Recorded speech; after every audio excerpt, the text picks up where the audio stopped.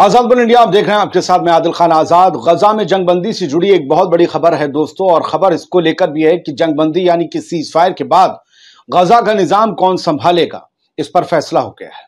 Cease fire को लेकर America भी कह रहा है things moving in good direction, यानी कि चीजें सही दिशा में आगे जा रही हैं, बढ़ रही हैं। प्यारे व्यूअर्स, आज 11 जुलाई की सुबह आई अमेरिकी अखबार वॉशिंगटन पोस्ट की एक रिपोर्ट के मुताबिक इजराइल और हमास यानी नेतन्याहू और इस्माइल हानिया कैदियों की रिहाई और सीज फायर के समझौते के लिए एक फ्रेमवर्क पर राजी हो गए हैं, और वो इसे अमल में लाने के लिए कई तरीकों पर बातचीत कर रहे हैं कि किस तरीके से क्या कुछ इंप्लीमेंट किया जाए ताकि सारी चीजें जो हैं वो स्मूथली आगे जाएं। इस रिपोर्ट में, वॉशिंगटन पोस्ट की रिपोर्ट में यह कहा गया है कि बातचीत की राह में सबसे बड़ा कदम यह था कि दोनों पक्ष, दोनों फरीक गजा के अंतरिम शासन यानी कि एंटरिम गवर्नेंस के मुद्दे पर एक राय हो गई है। दोनों फरीक यानी दोनों लोग, हमास और इजराइल, एक राय हो गए हैं कि एंटरिम गवर्नेंस कैसे चले, कौन संभालेगा।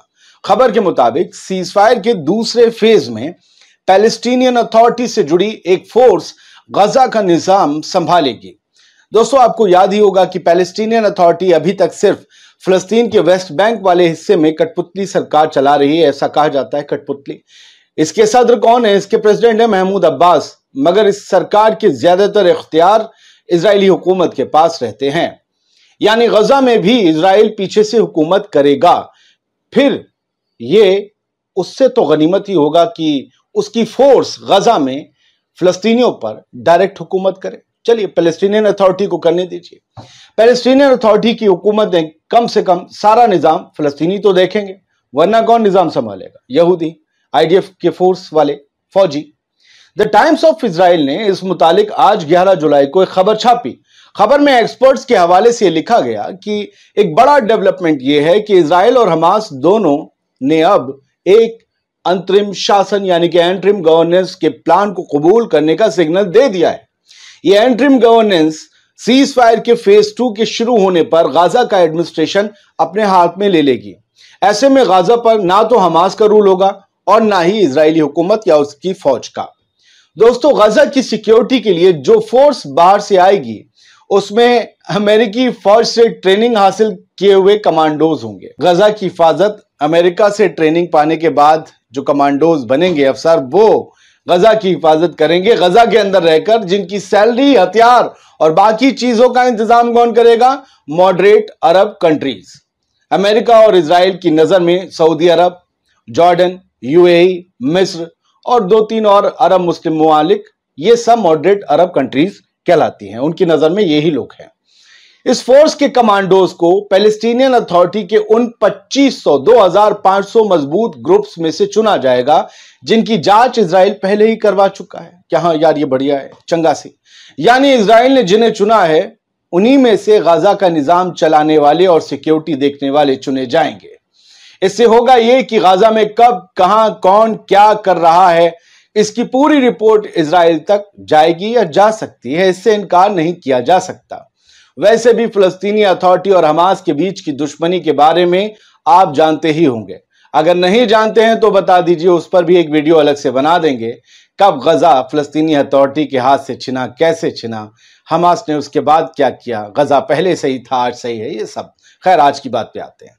अब तक आप क्रोनोलॉजी समझ ही गए होंगे कि ट्रेनिंग अमेरिका देगा, सैलरी और हथियार का पैसा, माल, सब कुछ कौन देगा? ये मालदार अरब मुल्क देंगे, और चील की नजर रखेगा इजराइल। कुछ ऐसा ही होगा जंग के बाद का गजा, या जंग के बाद की गजा पट्टी, गजा स्ट्रिप। लेकिन इस समझौते की सबसे बड़ी जो मुश्किल है या सबसे बड़ा रोड़ा है वो है फेज 2। इसमें हमास अपनी कैद से मर्द इजरायली फौजियों को रिहा करेगा और इजरायली फौज को गजा से पूरी तरह से वापसी करनी होगी, ये तय किया गया है। साथ ही हमास के साथ इजराइल को हमेशा के लिए दुश्मनी भी खत्म करनी होगी। सोचिए, हमास खत्म नहीं होगा लेकिन दुश्मनी खत्म हो जाएगी। क्या दूसरे फेज में दोनों लोग ये शर्तें अमल में ला पाएंगे? शायद इसका जवाब सीज फायर के पहले फेज की कामयाबी पर टिका है। शायद इसका जवाब इजराइल की ईमानदारी पर भी टिका है, और यही उसकी ईमानदारी की परख होगी। रिपोर्ट जो वॉशिंगटन पोस्ट में आई, जो द टाइम्स ऑफ इजराइल में, उसके मुताबिक दोनों पक्ष, दोनों फरीक लड़ाई खत्म करने में दिलचस्पी दिखा रहे हैं। दरअसल इजराइल के नजरिए से इस दिलचस्पी को समझा जाए तो वो अपनी फौज को ईरान और उससे जुड़े रेजिस्टेंस ग्रुप्स के साथ जो मुमकिन जंग है उसके लिए तैयार करना चाहता है। कौन? इजराइल। किसे? अपनी फौज को। इसलिए वो गजा में जंग बंद करना चाहता है। वॉशिंगटन पोस्ट की रिपोर्ट में एक और बात कही गई है जो मैं चलते चलते आपसे छुपाऊंगा नहीं। इसमें यह कहा गया है कि हालांकि सीज फायर को लेकर फ्रेमवर्क तैयार हो चुका है, लेकिन फिलहाल में फाइनल समझौता होने की उम्मीद नहीं है और सभी डिटेल्स तैयार करने में कुछ और वक्त लगेगा और इस वक्त में न जाने कितने 100 या कितने हजार फलस्तीनी और मारे जाएंगे। आजाद बोल इंडिया आप ही का चैनल है। अब तक ना किया हो सब्सक्राइब तो कर लीजिए, क्योंकि यहां आपको सबसे लेटेस्ट खबरें पूरी डिटेल्स के साथ मिलेगी। आदिल खान आजाद को इजाजत दीजिए। ये जो QR कोड आप थोड़ी देर से देख रहे थे, इसे आप स्कैन करके हमारी फाइनेंशियली मदद कर सकते हैं। खुश रहिए, सलामत रहिए।